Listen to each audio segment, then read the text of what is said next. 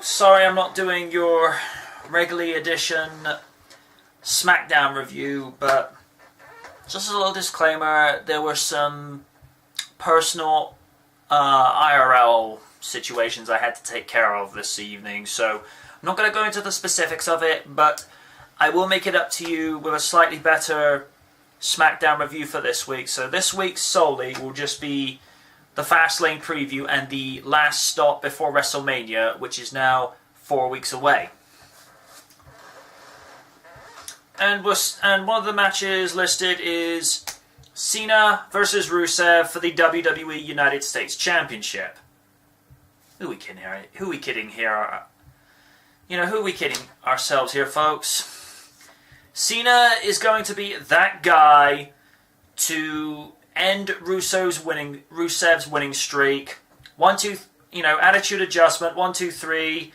Cena will have a championship he has not held since March of 2005 when Orlando Jordan beat him, and then JBL blew up in a bucket, which was Cena's custom US spinner belt, which I thought was actually quite, a novel idea. And plus, instead of gold, it was actually platinum, which I thought, okay, that's creative. I like that. But Cena, like I say, he just seems to be that guy to be someone to end things like, the whole thing with Team Cena versus Team Authority, or him getting rid of Johnny Ace and whatnot. It's just like, you know what? It's just not cool to do little stuff like that. Nikki Bella versus Paige for the Divas Championship. I'm basically going to say Paige to win because aside from strength, Nikki Bella offers nothing. Nothing as a wrestler. And Paige is the future because the girl knows how to wrestle. She has a personality. Putting two Bellas together, there is no personality between them because they don't give them good material to work with. But that said, in general, it would help if the Bellas had something to work with anyway, because it's bad when Kelly looks better than them in terms of a character.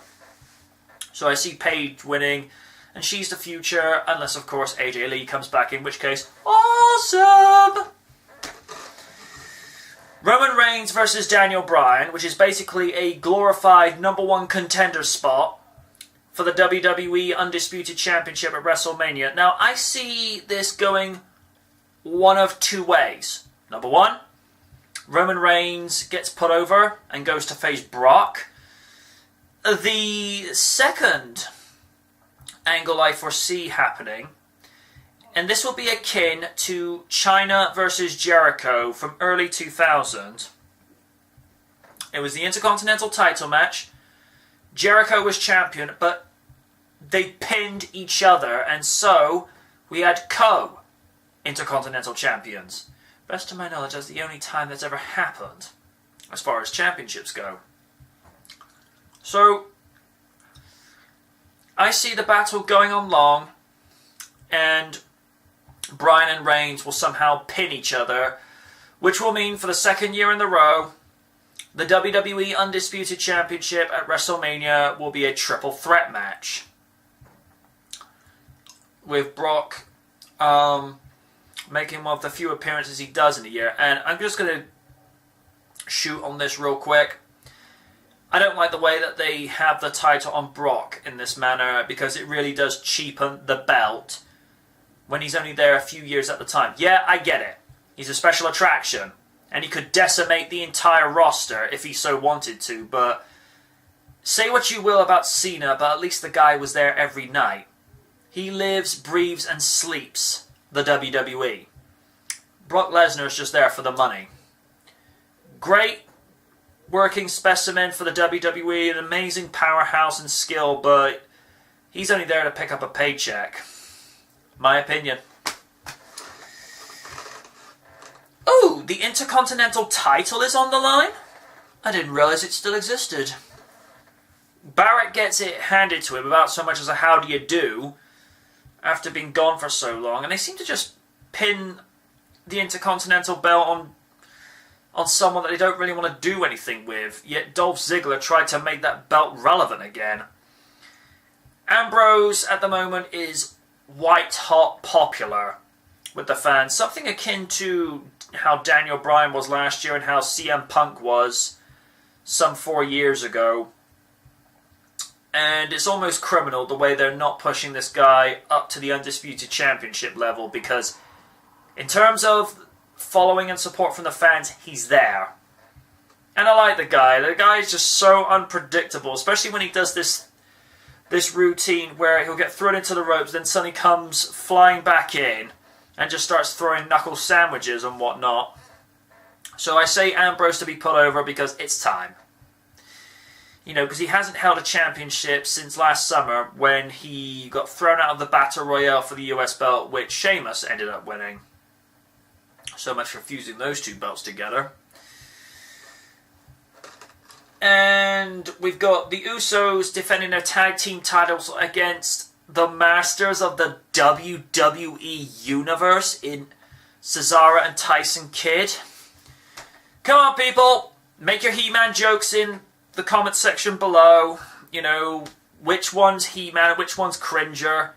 And I can see it now. Cesaro and the masters of the WWE Universe. Cesaro. What would that make Tyson Kidd? Cringer Kid? Why not? Hashtag Cesaro. Make it happen, people. I can't see the Usos losing the belts this soon. Considering they're the tag team of the WWE, it wouldn't make sense to dethrone them, especially on a brand new pay-per-view. I think make them lose it at WrestleMania because then it will mean something. But at the Grade B pay-per-view, the last pit stop before Mania, no.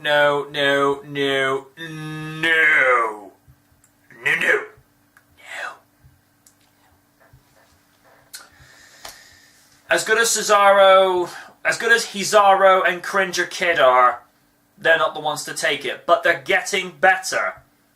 Put them over at WrestleMania. That will be best for business. Trademark.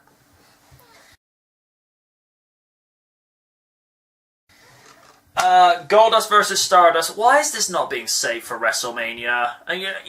You know, here I am again, WWE. I'm giving you good ideas. And you do nothing with them. Two very somewhat contrasting styles in some sense, but there's a lot of things that are similar because of the way that the two of them are so agile and so athletic, especially Goldust. At 47 years young, the guy can still go like he's in his late 20s. More power to him, by the way. But I can see Stardust being put over because he's really getting invested in the gimmick, because I think as Cody Rhodes... Ooh, I'm not allowed to say that name now either, because I'll just annoy him. He's really invested in this, and he stays in character whenever he goes into interviews. I think he was on like one daytime interview show where Goldust came on as Dusty, but Cody came out as Stardust and stayed in character, and that's dedication. In a similar vein to how Lana keeps her persona in character whenever she's out with fans or other interviews, you know, because she's actually invested in the character. So, yeah, I think this should be saved for WrestleMania. If I had to pick anyone to be put over, like I say, I'll say Stardust, because I think it's his time. And then we come to Ziggler, Ryback, and Eric Rowan versus The Authority, Kane, Big Show, and Seth Rollins. This is basically just code for filler because they had nothing better to do. You know, Ziggler should be in the title, it should be in a title picture, preferably the WWE Undisputed Championship, but let's not split hairs. Ryback and Eric Rowan, they kind of need this. Kane and Big Show, what are these guys still doing trying to get attention? I mean, Kane's past it, in my opinion. Big Show, he seems to be in the state of mind where the WWE creative have switched him into good, like a talking crusty doll. Yes, I saw the meme picture of WWE creative flipping the good switch onto Big Show with, Seth, Eric, Cartman, Rollins with them better do.